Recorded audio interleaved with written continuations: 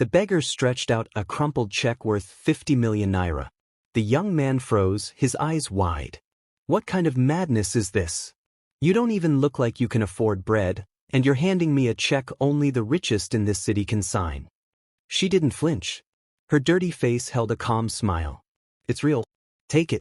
Cash it tomorrow. He laughed, shaking his head. If this is a trick, it's a bad one. Keep your fake check. I don't need it. I'll take care of you instead. And that was the moment everything changed. The moment a secret life of power, betrayal, and hidden identity began to unravel. She was only 25, yet the richest woman in the city. Nobody knew her. Not her neighbors, not her classmates, not even her so-called friends. Her name was whispered only in high boardrooms, in the mouths of directors and CEOs who feared her. She was invisible but powerful. She had money that could silence kings, buy cities, and break enemies. But money could not buy what she truly wanted, a man with a clean heart. So she created her own test. At first, she disguised herself as a janitor in a busy restaurant. A mop in her hand, bleach on her skin, dust on her clothes. People passed her like she was air. Nobody cared, until one young businessman noticed her.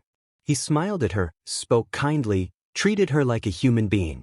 Her heart softened. She let him into her world, slowly, carefully.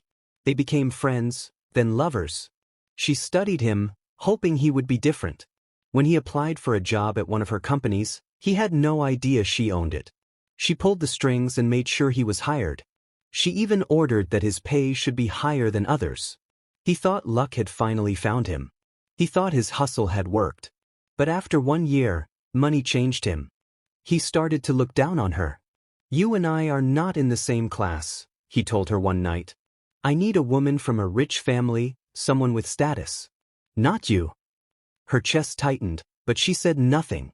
Soon he was cheating openly. He laughed in her face, whispered sweet things to other women, and brought girls with flashy cars into his circle. Finally, he dumped her for a lady he thought had money. He didn't know he was spitting on the very hand that fed him. Alone in her mansion that night, she whispered to herself, "Will I ever find someone with a true heart?" Her next disguise was harsher. This time, she became a beggar. Dusty hair, torn wrapper, cracked lips. She sat by the roadside, a dirty cup in her hands, asking for food. People mocked her. Some waved her away, others insulted her. Nobody gave. 3 days passed. Hunger burned in her stomach. Then she saw him. An ordinary young man. Not rich, not flashy, just average. She begged, "Please, sir, I haven't eaten in 3 days." He stopped. Looked at her. Without a word, he dropped money into her cup. He was about to leave when she tested him again. "Please, sir, it won't be enough." He turned, sighed, and gave more. Her heart jumped. She watched him walk away, unable to breathe. Something about him was different. She wanted to stop him, but she let him go. Instead, she waited. She sat outside his office building until night. When he came out, she stopped him again, this time with the check. And that's where her story truly began. The young man still didn't believe the check. He shook his head and tried to walk away. But the beggar stopped him again. "Then tell me," she said softly, "what favor can I do for you? For the little kindness you showed me today." He looked at her, confused. "Favor? What favor can a beggar do for me?" She smiled faintly. "Just ask. Anything." He brushed it off. "I don't need anything. Keep your check." But fate was listening. That very moment his phone rang. His hands trembled as he picked up. A nurse's voice rushed through the speaker. "Your grandfather is in the hospital. He's asking to see you. And he says, he wants to meet your girlfriend." His heart froze. He had been lying to his grandfather for months, claiming he had a girlfriend, just to make the old man happy. Now the truth was about to catch him. He looked at the beggar again. His mind raced. "Wait," he whispered. "You said I should ask for a favor, right?" She tilted her head, eyes sharp. "Yes. I need you to pretend. Pretend to be my girlfriend. Just for a while. My grandfather is dying. He wants to meet her. I told him I had one. I lied. Please, his voice cracked. Please help me. The beggar held back a laugh. Inside, she was shocked at the smallness of his request. She was the richest woman in the city, holding billions in her account. And here he was, offering her a role to play, for money. How much? She asked, hiding her smile. I'll pay you, he blurted out quickly. 100,000 naira every month. Just pretend for me. Just 1 month. She turned her face away, shaking with silent laughter. If only he knew. If only he had the slightest idea who he was talking to. But she kept her voice steady and calm. All right, she said. I'll do it. Relief washed over his face. He didn't even care that her clothes were torn, her face dirty, or that she looked nothing like the woman a dying grandfather would expect. He was desperate. That night he took her home. His family did not welcome her. His aunt gave her a long, disgusted stare. His cousin whispered and laughed, calling her trash picked from the gutter. Even his close friends doubted her, warning him not to disgrace the family. But he ignored them all. He only cared about his grandfather. When they finally entered the hospital ward, the old man's face lit up. His eyes were weak, but joy filled them when he saw his grandson walk in, with a woman by his side. So it's true, the old man whispered. You found her. The beggar girl bowed slightly, forcing a humble smile. The grandfather reached out his trembling hand and took hers. His voice was faint, but his words cut deep. Take care of my grandson, and never leave him. Promise me. Her throat tightened. She wasn't supposed to feel anything. This was all pretend. But as the old man's eyes glistened with tears, she felt a strange ache in her chest. The young man pressed her hand, silently begging her to agree. She nodded. I promise. The old man closed his eyes and sighed with peace. And in that moment, the lie became more dangerous than the truth. The grandfather recovered faster than anyone expected. His strength slowly returned, and he called the family together. Next week, he said firmly, I want all of you to come for my birthday. And bring your partners. I want to see the future of this family. Whispers filled the house. Nobody believed the young man's beggar girlfriend was real. Nobody, except the grandfather. The young man panicked. A birthday party in that house was no small event. Everyone would come with gifts, clothes, and pride. How could he show up with a girl that looked like she had nothing? He gave her some money and said, Keep this. Buy something small for grandfather. We can't go empty-handed. The beggar girl only smiled. She accepted the money, but the moment he left, she pulled out her phone and made one quiet call. Prepare a gift worth 30 million naira, she told her workers. Deliver it to the city before next week. Her secret plan was set. The day of the birthday came. The family compound was buzzing with cars, laughter, and music. Relatives in rich lace and heavy gold walked around proudly. Some had even flown in from abroad. At the gate, security officers checked every guest. The young man walked confidently toward the entrance. But behind him, the beggar girl was stopped. Hey, you, where do you think you're going? One guard barked, blocking her path. She frowned. I'm with him. The guard sneered. This place is not for beggars. Move back before we embarrass you. Before she could answer, a familiar, mocking voice rang out. Don't let her in. She turned. Her heart skipped.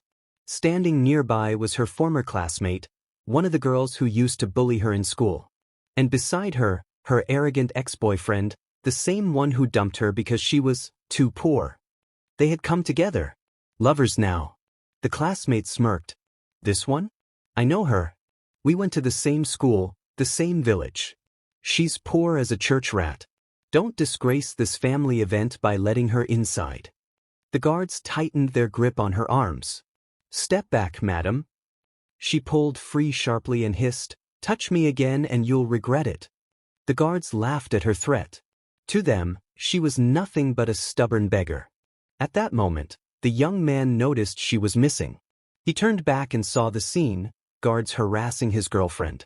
Rage boiled in his chest. He stormed toward them, his voice loud enough to silence the crowd. Let her go. Are you insane? She is my girlfriend. The guards froze. Shock crossed their faces. "We thought she was a beggar, sir," one stammered. "Who told you that?" he barked. One guard pointed. "Them, sir." The young man's eyes followed the hand and landed on his cousin. His own blood. The same cousin who once bragged about having a mysterious rich girlfriend. And now, the cousin smirked at him, standing arm in arm with the beggar girl's former classmate. "This girl?" the cousin scoffed. "Do you know who you're holding? She's my ex. I dumped her because she's nothing. No money, no family name, no future. She doesn't belong here." The beggar girl's eyes met his for the first time in months. She smirked faintly, but said nothing. She turned her face away, as if he was no more important than dust on her shoe. The cousin's words cut the air. But before anyone could laugh, the young man tightened his grip on her hand.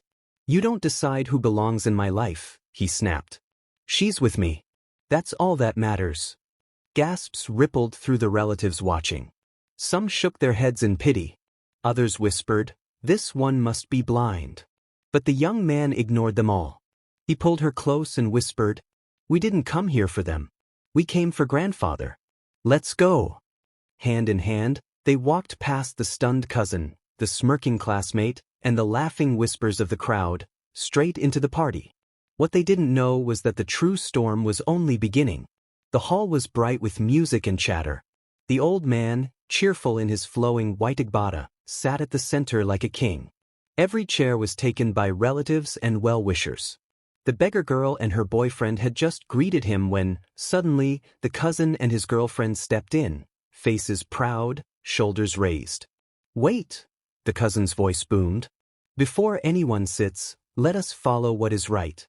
In this house, you cannot sit until you have dropped your gift for grandfather. That is the rule. That is respect." People nodded in agreement. Even the old man stroked his beard, watching curiously. The cousin smirked. "Yes. It is by gift we know your level. Those with real gifts sit closer to grandfather. Those without," his eyes swept towards the beggar girl, "should remain at the back." The beggar girl stayed calm. Her boyfriend squeezed her hand gently. Then the cousin snapped his fingers. "Gift first. Let us show example." He strutted to the front with his girlfriend, who also happened to be the beggar girl's old classmate. She opened a shiny box, pulled out a bundle wrapped in gold paper, and dropped it before the grandfather. 5 million naira, the cousin announced proudly. Gasps filled the room. 5 million, voices whispered. "This boy is doing well, oh." The cousin's girlfriend raised her chin. "This is how real families show love." Claps echoed, and all eyes turned to the beggar girl. The cousin folded his arms. "Now your turn. Let us see what your beggar girlfriend has brought. Or has she come here empty-handed?" Murmurs followed. Her boyfriend leaned closer and whispered, "Don't mind them. Just give grandfather the gift I told you to buy." The girl nodded quietly. She stepped forward, bent her knees politely, and offered the wrapped package. "Grandfather, this is from me," she said softly. The old man smiled warmly and stretched his hands. But before he could open it, the cousin rushed forward, snatched the box, and tore it open. "Wait, we must check this thing first. We don't want cheap tricks here." He pulled out an ordinary wristwatch, not designer, just simple. He held it high for all to see. A cheap wristwatch. "This is what she brought," he jeered. Laughter erupted across the room. "So poor. A beggar indeed. Not even up to 10,000 naira." The beggar girl's classmate hissed loudly. "I told you people. She is a disgrace. Look at her, bringing market watch to this house." Her boyfriend's face turned red with anger. "Enough. Stop embarrassing her," he barked. "It is the thought that counts. Grandfather appreciates respect, not just money." But the cousin sneered. "Respect without money cannot feed grandfather. She is not worthy of this family." The hall buzzed with agreement. The beggar girl finally raised her head, her calm voice cutting through the noise. "Those who think my gift is small should wait. My true gift to grandfather is still on the way." The crowd burst into laughter again. The cousin bent over, clapping mockingly. "Hear her, oh. Another lie. Gift is on the way." Maybe from heaven. The classmate joined in. She is always bragging. Poor girl pretending to be rich. Her boyfriend pulled her aside, whispering in panic. What are you doing? Please don't say things you cannot prove. I won't be able to protect you. But she only smiled at him, calm and steady. Don't worry. Everything I said is true. Minutes later, a loud honk echoed from outside. Everyone turned as the gate opened. Workers in black suits walked in, carrying a large envelope and a shiny car key. Behind them, a brand new SUV rolled into the compound, glistening under the sun. Gasps rose. Apartment. Car. Who is this girl? The old man's eyes widened in shock. My child, is this from you? Before the beggar girl could answer, the cousin shouted quickly, It is a lie. Fake papers. They are actors she hired to deceive us. Can't you see? Where is the proof the house is hers? His girlfriend jumped in, nodding. This is fake. Why is the car only arriving now? Why didn't she drive it here earlier? The family murmured again, confused. The old man turned to the beggar girl's boyfriend. My son, is what they are saying true? The boy looked torn. He dragged his girlfriend aside, whispering urgently. Please stop this. If this is not real, they will destroy you here. Don't try to impress them. The girl touched his cheek gently. Calm down. Everything is real. You'll see. The leader of the workers bowed before the grandfather and announced, From Madam to Baba. A fully furnished luxury apartment in the city, and this car, as a token of gratitude. The hall went silent. The cousin's mouth hung open.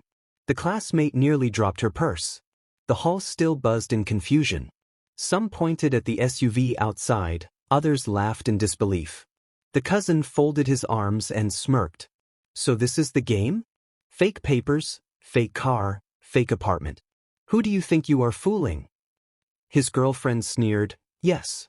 This is comedy. You poor girl, stop pretending. Everyone knows you have nothing. The beggar girl tilted her head slightly, her lips curving in a faint smile. Her voice, calm but firm, cut through the noise. You both should be careful with your words, because the same hands that lifted you up can also pull you down. The hall went silent for a beat. The cousin frowned. What nonsense are you saying? The girl took a step forward, her eyes locked on him. You parade yourself here as if all you have is by your own strength. But deep down, you know, that promotion, that contract you brag with, you would never have touched it without me. The crowd gasped. The cousin's face darkened, then he burst into laughter. You gave me success? People hear this joke, oh. This girl says I am eating because of her. Impossible. He slapped his chest proudly. I worked hard for everything I have. Who are you to claim my glory? The beggar girl only smirked, her silence sharp as a blade. Then her eyes shifted slowly to her old classmate. And you, she said softly. Do you remember how you begged for a job? Do you remember how the doors were locked against you until someone whispered your name in the right ears? That someone was me. The classmate's mouth fell open, then quickly twisted into mockery. Me? Working because of you? Please, stop disgracing yourself. Everyone knows I got this job on merit. The hall erupted in laughter again. The cousin clapped mockingly. Ah, so she is even claiming responsibility for your job now? This girl is gone mad. The classmate stepped forward, pointing a finger at the beggar girl. Mention one name, just one, of the so-called big people you claim to know. Let us see if you are not lying. The beggar girl's eyes hardened. She raised her chin slightly. Your head of department, Mr. Adewale. The classmate froze. The crowd murmured. Then the classmate burst out laughing hysterically. Did you hear that? She called the HOD by first name. This girl is finished. How dare you? You will suffer for even mentioning his name like that. Do you know who he is? The cousin added mockingly, This is rich. Next she will say the HU works for her. The beggar girl pulled out her phone calmly, dialed a number, and pressed it to her ear. The entire hall leaned closer. Her boyfriend whispered nervously, What are you doing? Please stop this, you're digging your own grave. She touched his arm gently and whispered back, "Trust me." A male voice answered on speaker. "Hello, madam." The room fell silent instantly. The beggar girl's voice was steady. "Adewale, come to grandfather's birthday. I give you 15 minutes. The man on the phone stammered. "Yes, madam. Right away." The call ended. The cousin and his girlfriend exploded with laughter. "Actors. She has paid actors to play along. Yes. She thinks she can fool us with phone calls. We are not stupid." The old man looked deeply troubled, his eyes darting between them all. "Child, what is the meaning of this?"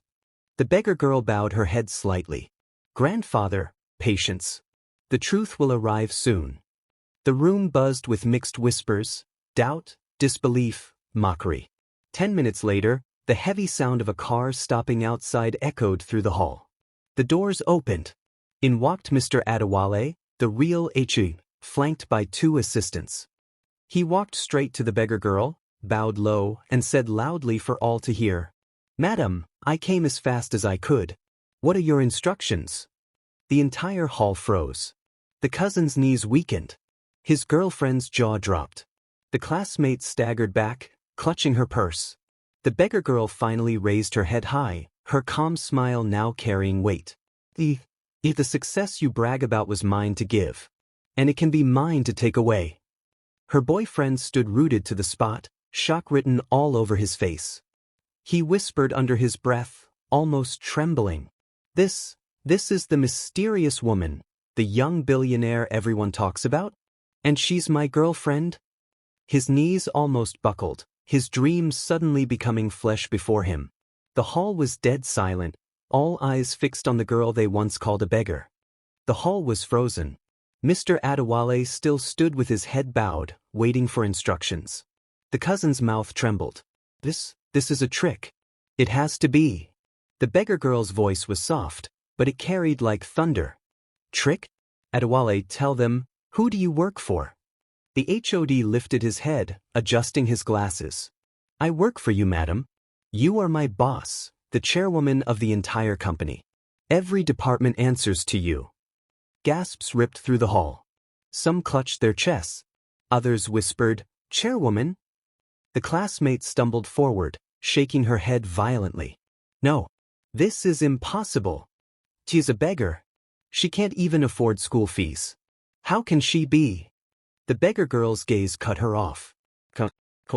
"Do you remember when you failed your final interview? Do you remember the rejection letter? You cried for 3 days.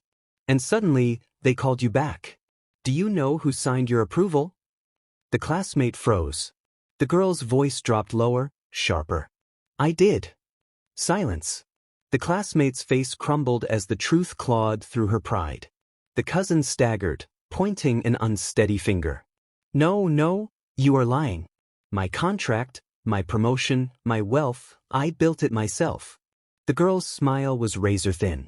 "Really? Then tell me why your last contract renewal carried my signature." The cousin's lips parted. No words came out. His face drained of color. The hall erupted, shouts, gasps, murmurs. The mighty cousin who once mocked her now looked like a child caught stealing. The grandfather rose slowly to his feet, leaning on his staff. His voice shook, not with weakness but with awe. "My child, is this true? You carry such power, such wealth, yet you hid it from us." The girl bowed respectfully. "I didn't hide, grandfather. I was simply waiting for the right time to be seen." The old man's eyes glistened with tears. "Then today I see you clearly." The cousin fell to his knees. His proud girlfriend followed, stammering, "Please, forgive us. We didn't know, we thought." The girl turned her face away. "You spat on me when you thought I was poor. You mocked me, rejected me, despised me. And now, when you see power, you crawl. I owe you nothing." Her words cut deeper than any slap. All the while, her boyfriend stood frozen. His heart pounded as if it would burst. He whispered under his breath, trembling, "So it's true. She's the one. The mysterious young billionaire I dreamed to meet. The goal I thought was impossible is standing beside me." He turned to her, his voice breaking. Why didn't you tell me? Why did you let me believe you were just a beggar? The girl finally looked at him, her gaze softening for the first time that night. Because I wanted someone who would see me, not my wealth. The hall buzzed louder, tension thicker than smoke. Some watched in fear, others in awe, waiting for her next move. And still, the night was not done. The hall had fallen into whispers, but the cousin wasn't ready to bow. His pride clawed for survival. "This is all arrangement," he shouted, his voice cracking. "Anyone can hire men to act. She is still a fraud. Where is the proof? If she's rich, let her show it." The classmate jumped in quickly, sneering. "Yes. If she is who she claims, let her prove it here and now. Enough of this nonsense." The hall turned back to the girl. All eyes burned into her. She didn't move at first. She simply stared at them, calm, unreadable. Then she pulled out her phone. One call. One sentence. "Bring it in." Minutes later, the sound of engines roared outside the compound. Heavy footsteps followed. The door swung wide. 2 men in black suits entered, carrying a golden box. Behind them, others wheeled in a brand-new luxury car, shining under the lights, its key balanced on a velvet cushion. Another group rolled in large chests stamped with the seal of the city's wealthiest bank. Gasps exploded. The hall shook with voices. The girl stepped forward, her voice steady. "This," she pointed at the car, "is a token for grandfather, to honor his birthday. This," she touched the chest, "is a deed to an estate in the heart of the city. And this," she gestured to the golden box, "is a trust fund of 50 million naira in his name, unlocked today."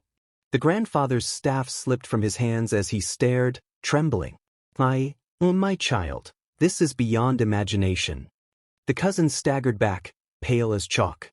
No, this can't be real." The classmate screamed, "Lies? It's staged. It's not hers." The girl smiled faintly, then turned to Adewale, the HOD. "Adewale, open the bank seal."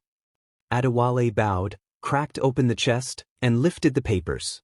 The bank's insignia gleamed under the lights. "Authentic," he announced loudly. "All assets registered under her name. She owns them." The hall erupted. Some shouted, some clapped, others simply collapsed in shock. The cousin dropped to his knees, shaking, his pride shattered. "Forgive me. I didn't know." The classmate's face crumpled, tears streaming. No, it can't be you. You're the beggar I mocked." "How?" The girl's voice cut sharp. "You rose because I pushed you. You ate because I fed you. Without me, you are nothing." The hall went silent again. Her words hit harder than any whip. Her boyfriend. He stood frozen, lips trembling. His heart raced as he stared at her in disbelief. "You are the one. The mysterious billionaire. The untouchable woman I dreamed of. And all this time, you were right beside me." He grabbed her hands, almost afraid they'd slip away. "Say it's real. Say you're mine. Say this isn't a dream." The girl looked at him, her eyes soft now, softer than ever before. "It's real. But the question is, will you still choose me, knowing what I truly am?" The hall leaned in, breathless, waiting for his answer. This story doesn't end here. Drop your country, smash that subscribe button, and share this with your friends. Let them feel the heat too.